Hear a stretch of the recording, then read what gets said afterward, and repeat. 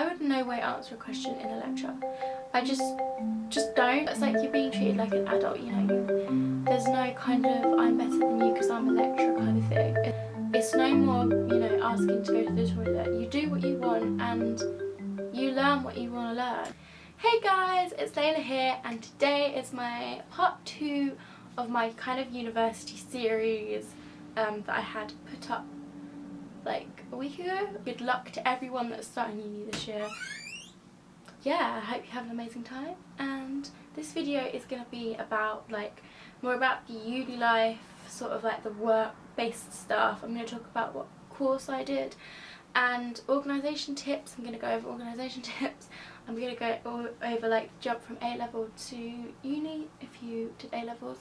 So yeah, mostly about like sort of the work side of uni. I did a video on uni halls and those kind of things, which I will have a link down to in the down bar if you want to go check that out. So yeah, let's just jump right into it. So first of all, as always, I'm going to have links, not links, I'm going to have the times of everything I'm talking about down below. It just makes things a lot easier because, you know, some people don't want to sit through like, I don't know how long this video is going to be. My last one was like super duper long. All the times and everything that I'm talking about will be down below. The first thing I'm going to talk about is the course that I did, and that was events management, and it's been something that I kind of had in my head to do for a long time. I've always been interested in planning parties and sort of like behind the scenes, like what goes into it, and you know, putting it all together on the day. And what it involves is, well, I've only done year 1, so I can't say like everything it involves because I don't know. But year 1 was very business studies based. So if you did business studies like a BTEC or an A-level, I would, yeah, it was definitely very much, you would know what the course was about if you've done any of those courses. There's a lot of mathematical / sciencey planning in it, which I wasn't so keen on, to be honest, because I'm more of a creative thinker. So that was kind of something that I had to get my head around. But I know sort of in the industry of hospitality events kind of thing, you do have to get your head around that kind of mathematical accounting planning side of things, but I can just hire an accountant. I had no exams in my first year. That was just my uni. I'm pretty sure other unis did the same course will have exams in their first year, but mine was no exams. I finished super duper early, which was great as well. It was all essay and presentation based, and you were marked individually on your essays and as a group on your presentations, obviously. And I think I got 2 1s and firsts on all of my presentations and essays, so overall it was a 2-1, but I'm hoping to like get it up in second year and get a first, because I mean that would be totally amazing for me as someone who's always done badly in exams at school.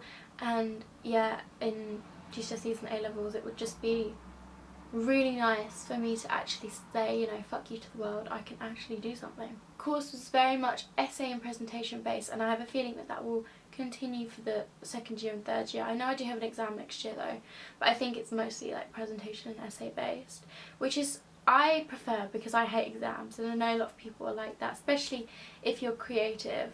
You prefer to like write things down and, you know, present rather than do exams. Because it was so presentation based, it was pretty much 50% presentation, 50% essay.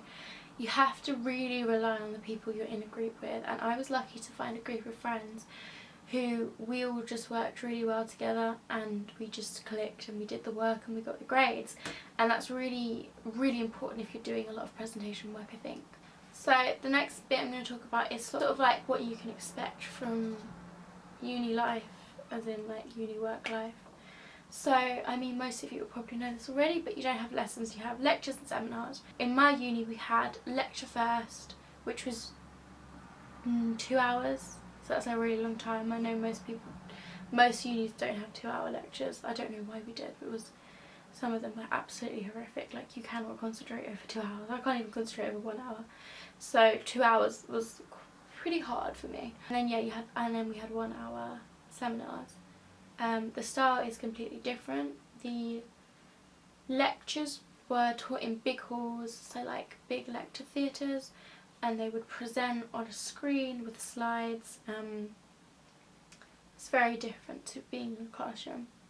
And then the seminars are very similar to being in the classroom actually, and similar to the way I'm used to learning, because in my schools that I've been to, there have been very small sets of classes, but I know like most schools have quite big classes, but in the seminars they will be small groups of people, like where we had no more than about 20 people in one group at a time.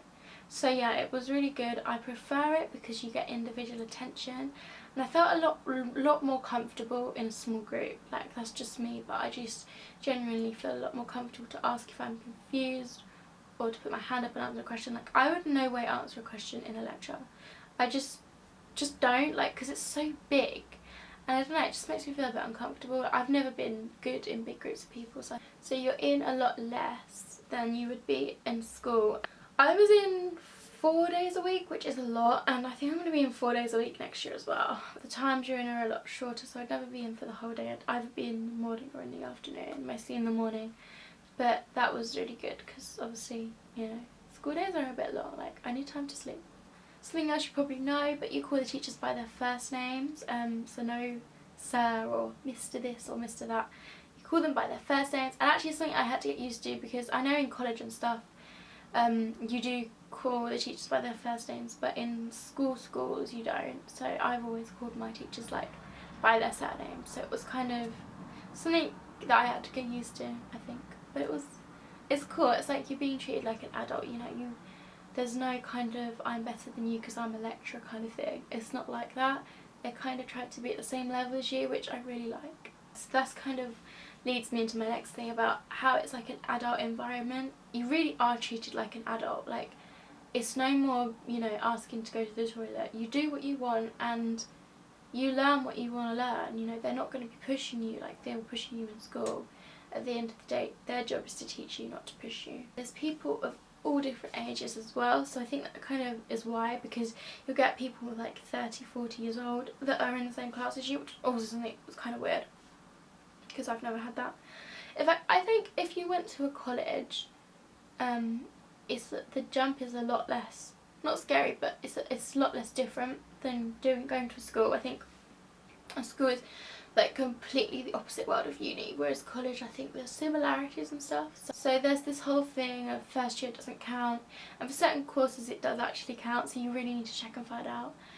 In my course it didn't count, but I was not thinking about it in that way. Like, I was never thinking, oh, it doesn't count, I'm not going to put my all into it. I was thinking, you know what, this is going to give me a good idea of what I can do. So I put my all into everything I did, and I ended up with a 2-1. So I'm happy with that, you know. It's not a first, but you know, if I got a first this year, then there's no way up. So I'm happy to be at the level I'm at, and then, you know, there's room to improve. There's lots of essay writing. I mean, there was a lot more than I'd ever done. Even at A-level, I did like quite essay writing subjects. I had more time to do it, I'd say, because when I was in A-level we had like a week to write 500 or 1,000 words or something, whereas you get given your assignments and you have to give them in by like a set date, and they're like 2,500, I don't remember, 5,000 words was the most I had, I believe. I think so. I don't think it was any more than that. 5,000 sounds a lot. It's very dense, and it's not something that you can do in one day or one night, which is why I never understand these all-nighter things. Like, okay, so you're not told to write down lecture notes or seminar notes, so you kind of have to take that upon yourself, which is good because it means you're not given a notebook or a textbook, and not textbook, or exercise book, and say, you know, write down everything. You're allowed to do it in your own way. Now for me, writing things down is the best way for me to learn things, because I get creative, I get my colours out, and, you know, make it look pretty and stuff. For some people, recording it on your phone or your laptop would be the best way, and you're allowed to do that. So it really gives you freedom of the way you want to record things. You can write things down, you can record it on your phone, on your laptop. Is there other ways? I don't know. I mean, anything that you can think of that would help you, you can do. The step up from A-level. Okay, so this isn't going to apply to you obviously if you did a BTEC, because I don't know anything about that, or, you know, any other courses, but like access courses and stuff like that. So I'm just going to be purely talking about A-levels and the step up from A-levels, because that is what I know. It's definitely a lot more of a lax environment, and that's because, like I said before, it's an adult environment. They treat you like an adult. If you don't do the work, the teachers aren't going to chase you for it. Like, they don't care. It's your responsibility now, and that is exactly how it should be. You're the one that has to do the work. You're the one that wants to get the grades. So you're the one that needs to be the one pushing yourself, really. You need to be there. You won't get spoon-fed anymore. Like, those days are gone, mate. I literally had people that didn't turn up for their presentations, and that's how much they literally didn't care. There was people failing just because they couldn't be bothered, and that's because, like, you're not pushed. It is up to you, but just remember that if you don't turn up to a certain amount of lectures, I don't remember what it was, but this was what it was in my uni. If you don't turn up to a certain amount of lectures, or you fail assignments, a certain amount of assignments, you won't be able to progress. You either have to do the year again or you'll be kicked out. Generally, I found the course a lot easier.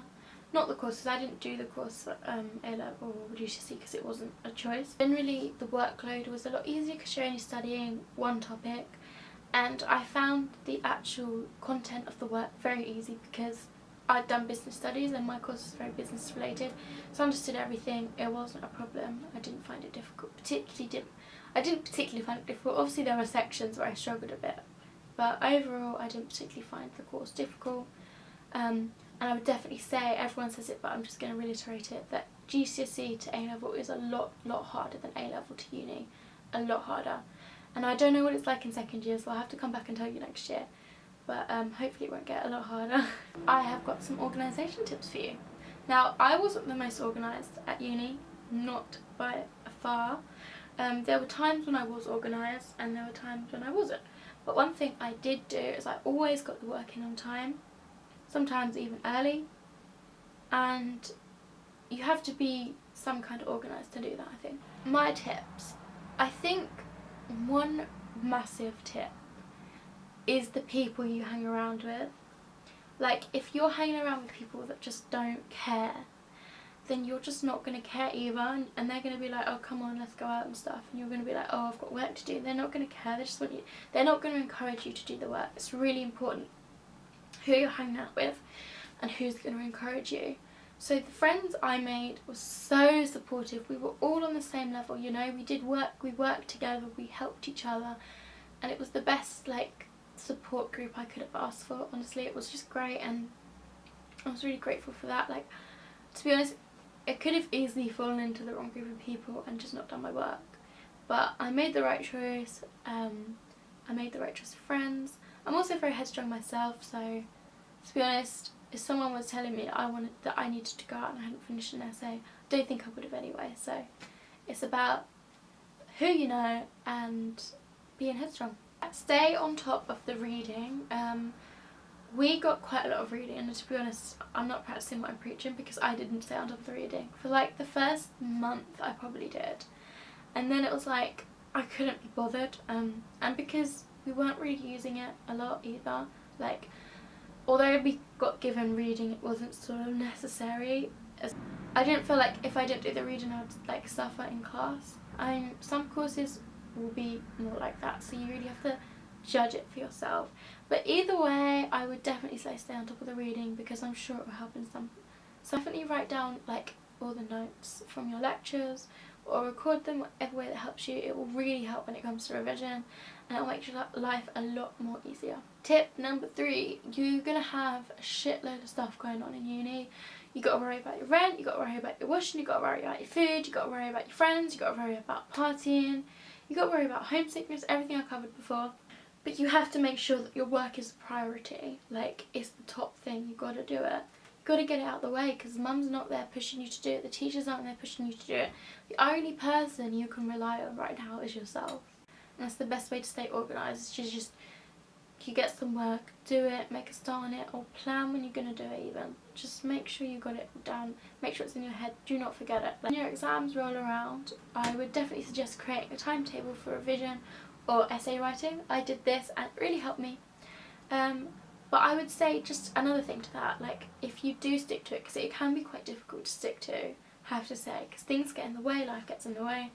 But if you do a week where you stick to it, reward yourself. Go out for dinner, go out for a party, buy yourself something nice. Reward yourself so that you're encouraged to do it again and you feel good about yourself as well. Like, another thing I did or tried to do was get my essays in like a couple of days before they were due in, or as early as I could, just because we had to do them via online, so we had to put them in online, and I was always worried that something would go wrong. You like never wait till the last minute because you never know what could happen. It's just not worth the risk. And it also really relieves stress, because if you know you've got it in, then you can sort of go, done it now, you know, it may not be perfect, but it's done. And you can't keep going over and over things anyway, because it's just not good for you. And my last organisation tip is to keep a diary, because life does get so busy when you're at uni. If you've got a job as well, you know, you're doing 100 things at once, and the best way to stay organised is to keep a diary. Make sure you know what's going on and when it's going on, so you don't get double booked and things like that. I bought myself a lovely pink diary, which I still have and will continue to use. Lastly is my general advice. This is just like random tips that I can think of that might help you. So my first one is to get some work experience within your field.